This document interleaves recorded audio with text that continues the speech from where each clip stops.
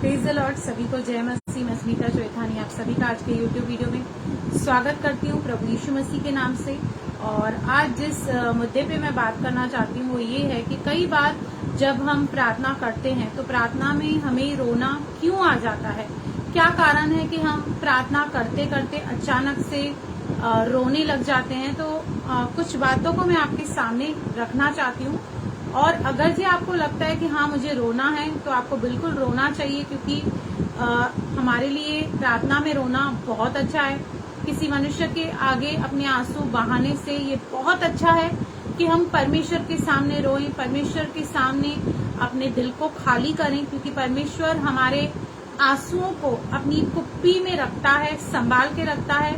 वो हमारे आंसुओं पर ध्यान देता है, वो हमारे आंसुओं को तुच्छ नहीं जानता। तो दो कारण है जिसके वजह से मोस्ट ऑफ द जो लोग हैं उनको रोना आ जाता है प्रार्थना में। वो नंबर 1 है दुख के कारण, क्योंकि कई बार इस संसार में रहते हुए प्रभु यीशु मसीह ने कहा कि संसार में क्लेश होगा, ढाढ़स बांधो मैंने संसार को जीत लिया। इस दुनिया में चलते हुए कई बार ऐसी सिचुएशंस, ऐसी समस्याएं, ऐसी चुनौतियां, ऐसी प्रॉब्लम्स हमारे लाइफ में आ जाती हैं कि हमारे अंदर एक दुख सा उस बात का हो जाता है। कभी कोई हमें हर्ट करता है, कभी हम कहाँ पे फेल हो जाते हैं, कभी हम कहाँ पे गिर जाते हैं। बहुत सारी बातें, बहुत सारी ऐसी नेगेटिव सिचुएशंस हर एक बंदे के लाइफ में होती हैं, आती हैं, जिसके कारण हमारे डीप डाउन सोल में कुछ सैडनेस या दुख भरी बातें होती हैं। पर जब हम प्रार्थना करते हैं तो हम उसमें उन दुखों को, उन बोझों को रिलीज करते हैं। तो कई बार ये इस कारण भी होता है कि हम बहुत दुखी होते हैं और हमें कई बार इस बिजी दुनिया में रहते हुए अपने इमोशंस को एक्सप्रेस करने का समय नहीं मिलता। हम या तो कुछ ऐसी बातें होती है कि हम किसी के सामने उसे एक्सप्रेस कर ही नहीं पाते हैं, तो इसलिए भी हमें रोना आता है। दूसरा, बहुत ज्यादा जब खुशी और आनंद, जो कि पवित्र आत्मा का एक दान है, वरदान है, जब वो जॉय और खुशी हमारे अंदर आती है तो भी हमें रोना आता है। हम उस खुशी को इस रूप से व्यक्त करते हैं कि हम रोने लगते हैं। कई बार जब चीजें हमारी समझ के बाहर या हमारी सोच और विचारों से अधिक जब हम देखते हैं या कोई ऐसी रिजल्ट सामने हम देखते हैं जिसके बारे में हमने उम्मीद ही नहीं की होती है, तो भी हमें आंसू निकल आते हैं। और कई बार आंसू पश्चाताप को भी दर्शाते हैं कि कई बार हम गलतियां करते हैं और जब हम परमेश्वर की प्रेजेंस में आते हैं तो हमें वो गलतियां रियलाइज होती है, हमारे पाप हमें वो हमारे सामने उजागर होते हैं। तो उसके एवज में एक पश्चाताप के रूप में भी हमें रोना आता है। और जब हम रोते हैं तो बहुत सारी नेगेटिव फीलिंग्स को हम बाहर निकालते हैं, वो हमारे अंदर से, वो हमें एक तरह से डिटॉक्स करता है, हमारी सोल को, हमारी स्पिरिट को डिटॉक्स करता है। और कई बार पवित्र आत्मा भी हमें उभारता है। और वचन कहता है कि अगर आज तुम उसका शब्द सुनो तो अपने मनों को कठोर मत करो।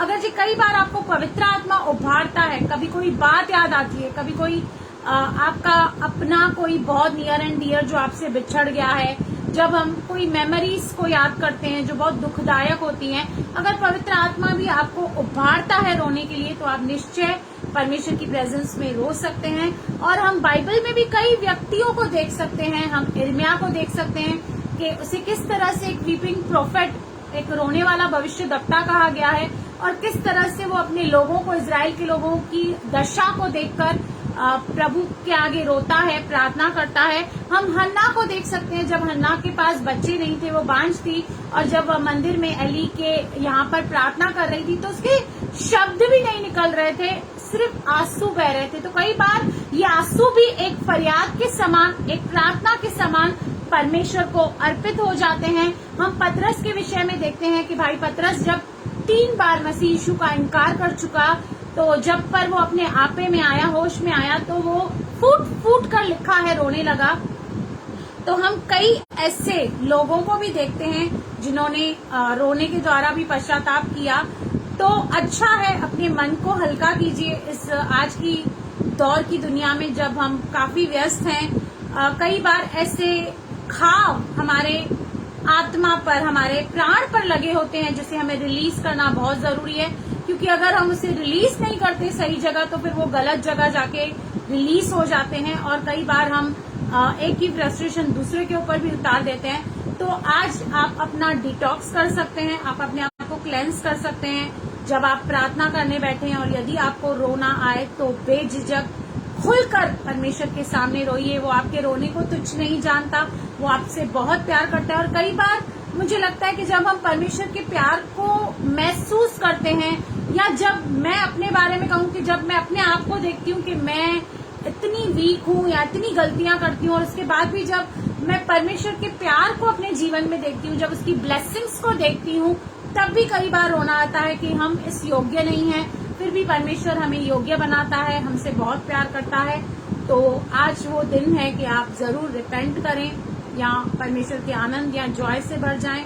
और अगर रोना आता है तो निश्चित रूप से रोइए, अपने आप को डिटॉक्स कीजिए, क्लेंस कीजिए और परमेश्वर की महिमा कीजिए।